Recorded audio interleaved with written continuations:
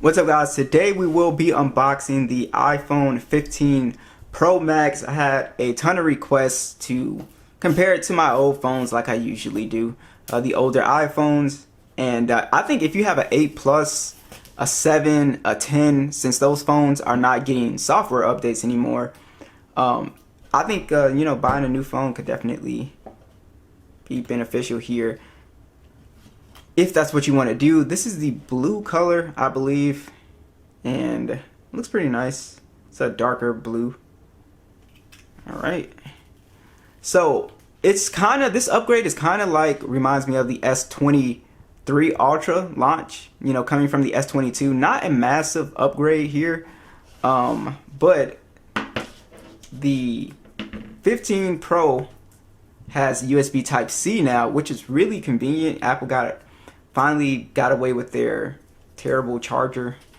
Yeah, so now it's just easier when I'm traveling and stuff to just bring one, USB Type-C cable.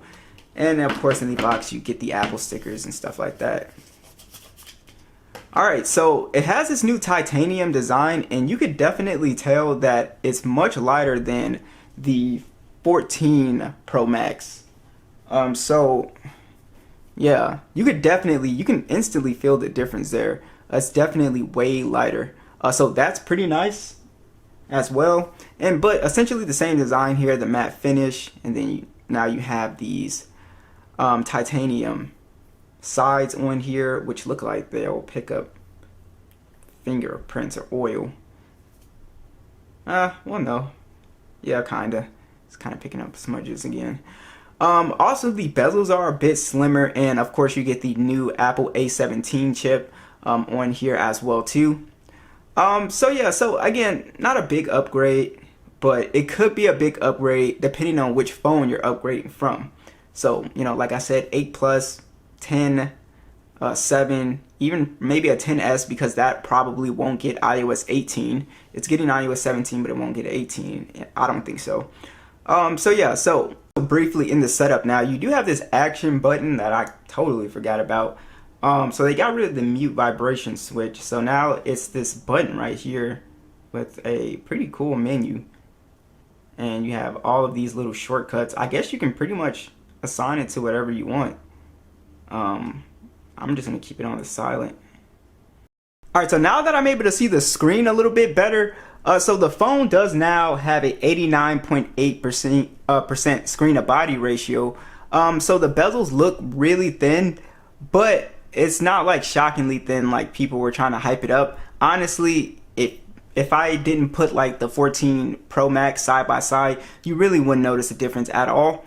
But the screen itself, it's basically the same display as last year, essentially. 6.7-inch display. It's 1290 by 2796, 2000 nits peak brightness, 460 for the PPI, XDR OLED display, 120 hertz. It's a great display to look at for sure. But it's not like anything dramatic. Like the way they were hyping it up, I was like, dang, this is about to be the thinnest bezels, super crazy. But it just looks like a regular, phone. But yeah, so. And that's no shade thrown. It's fine. It looks good. Apple's not going to get rid of this dynamic islet anytime soon. I was talking to a few of you guys in the comments about that. I think they're just going to keep it. So, I'm not a big fan of it. I don't think it's super useful until a bunch of apps take advantage of it. Not a lot of applications to do. But yeah, so overall, the display on here is fine. Like I said, not a dramatic difference with the bezels. It does have stereo speakers, and let's see if there's any type of improvement here at max volume.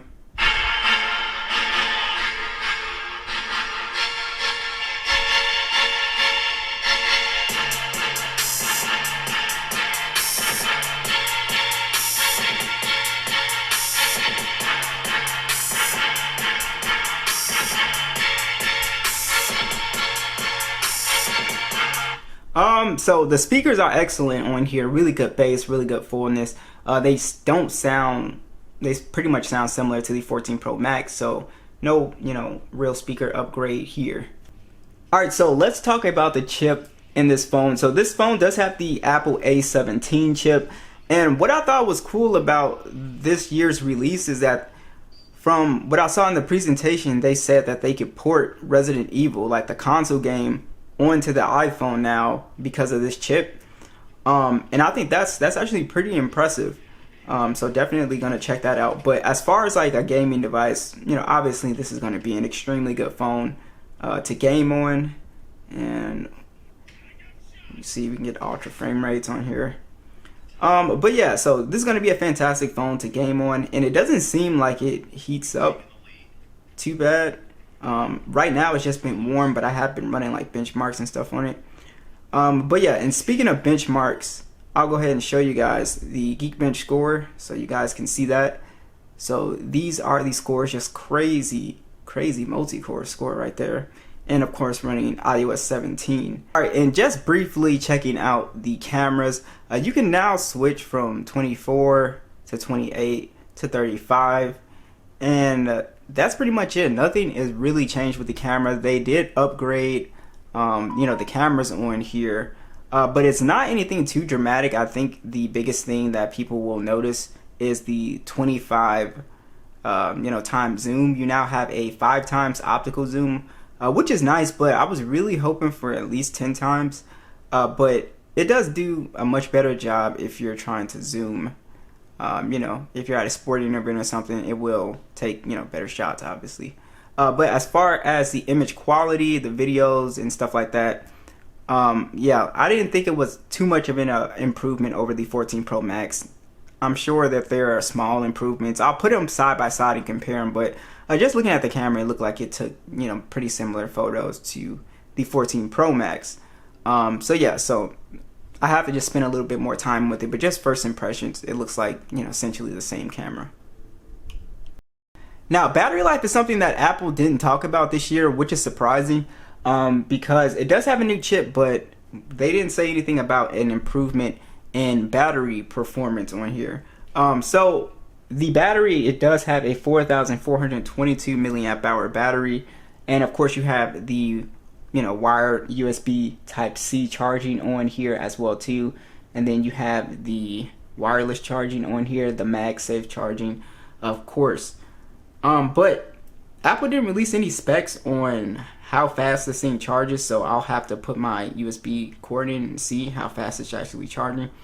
But yeah, it looks like there's no significant increase in charging speeds as well too. So overall, the 15 Pro Max, I think the biggest thing that stood out to me was the overall weight of this thing. It is very light for such a big phone. And really, that's pretty much it. I didn't think there was a significant camera. The action button is cool. I think that's really good that you can assign whatever, you know, pretty much whatever app you want to it. I think that's pretty cool. Cameras, the display, you know, not a big deal. So USB Type-C is probably the biggest thing as well too. But that's pretty much it. So what do you guys think? I think this is a pretty decent upgrade if you have a much older iPhone. But we'll get into those comparisons, you know, in a few days. So let me know what you guys think, and I'll catch you guys in the next one.